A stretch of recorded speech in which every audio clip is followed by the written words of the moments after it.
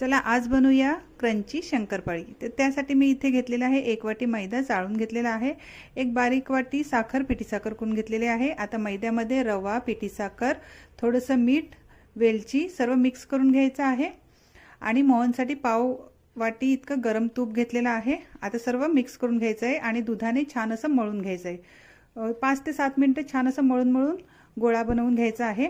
आता लगेच लाटायला घ्यायचं आहे, झाकून ठेवायची आवश्यकता नाही। तर आता इथे मी 3 मोठे गोळे बनवून घेत आहे।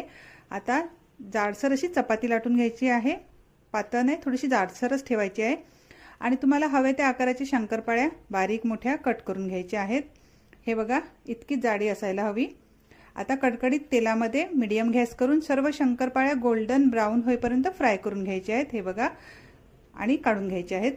तुम्ही ट्राय करा, क्रंची एकदम शंकरपाळी तयार आहे। Okay friends, bye bye, thank you.